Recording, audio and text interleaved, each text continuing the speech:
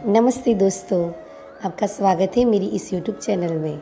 भगवान श्री कृष्ण ने मथुरा वृंदावन को छोड़ने के बाद समुद्र तट पर द्वारिका नगरी बसाई थी। वही द्वारिका जो आज गुजरात की शान है। कई खोजों के दौरान समुद्र में एक नगर डूबा होने की बात सामने आती है। दरअसल समुद्र में समाई यह नगरी द्वापर युग में कान्हा द्वारा बसाई गई द्वारिका ही है। आखिर क्यों द्वारिका पानी में डूब गई? आइए यहाँ जानते हैं इस घटना की पूरी वजह। महाभारत के युद्ध में पांडवों की विजय हुई। श्री कृष्ण ने युधिष्ठिर को राजगादी पर बैठाया और राज्य से जुड़े नियम कानून उन्हें समझाकर वे कौरवों की माता गांधारी से मिलने पहुँचे। कान्हा के आने पर गांधारी फुट फुट कर रोने लगी और फिर क्रोधित होकर उन्हें श्राप दे दिया कि जिस तरह तुमने मेरे कुल का नाश किया है, तुम्हारे कुल का अंत भी इसी तरह होगा।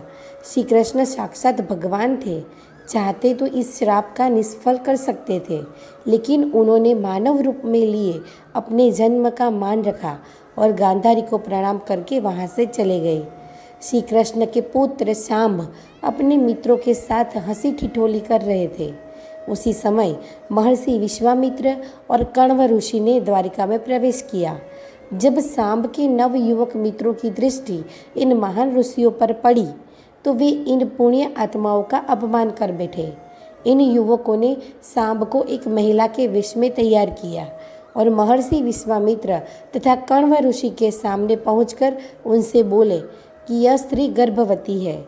आप यह देखकर बताइए कि इसके गर्भ से क्या उत्पन्न होगा। दोनों ही ऋषि युवकों के इस परिहास से अत्यंत क्रोधित हुए और उन्होंने कहा कि इसके गर्भ से एक मुसल उत्पन्न होगा, जिससे तुम जैसे दुष्ट, असभ्य और क्रूर लोग अपने समस्त कुल का नाश कर लेंगे। इस घटना का पता श्री कृष्ण को चला तो उन्होंने कहा कि यह ऋषियों की वाणी है, व्यर्थ नहीं जाएगी, और अगले ही दिन सांब ने एक मुसल उत्पन्न किया। इस मुसल को राजा उग्रसेन ने समुद्र में फिकवा दिया। साथ ही श्री कृष्ण ने नगर में घोषणा करा दी कि अब कोई भी नगरवासी अपने घर में मदिरा नहीं बनाएगा, क्योंकि कृष्ण नहीं चाहते थे कि उनके कुल के लोग और संबंधी मदिरा के नशे में कोई अनुचित व्यवहार कर परिवार सहित एक दूसरे का नाश कर बैठे, क्योंकि ऋषियों की वाणी तो सच होनी ही थी। धार्मिक पुस्तकों के आधार पर महाभारत युद्ध के 36वें वर्ष में द्वारिका नगरी में बहुत अपशकुन होने लगे थे। कान्हा ने सभी यदुवंशी पुरुषों को तीर्थ पर जाने के लिए कहा।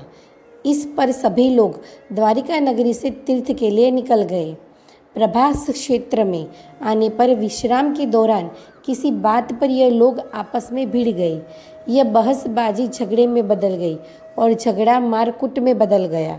इस दौरान ऋषियों का श्राप इस रूप में फलीभूत हुआ कि सांब ने जिस मुसल को उत्पन्न किया था, उसके प्रभाव से प्रभास के क्षेत्र में खड़ी एरका घास को लड़ाई के दौरान जो भी उखाड़ता, वो एरका घास मुसल में परिवर्तित हो जाती। ऐसा मुसल जिसका एक प्रहार ही व्यक्ति के प्राण लेने के लिए पर्याप्त था। इस लड़ाई में श्री कृष्ण के पुत्र प्रद्युम्न भी मारे गए थे। सूचना मिलते ही कान्हा प्रभास क्षेत्र पहुँचे। अपने पुत्र और प्रियजनों को मृत देखकर श्री कृष्ण ने क्रोध में वहां खड़ी एरका घास उखाड़ ली और हाथ में आते ही ऐसी घास मुसल का रूप ले लिया। लड़ाई में जो लोग बचे रह गए थे, जिन्होंने अपने परिवारजनों को मारा था, श्री कृष्ण ने एक वार से उन सभी का वध कर दिया। अंत में सिर्फ श्री कृष्ण, उनके सारथी दारुक और बलराम बचे।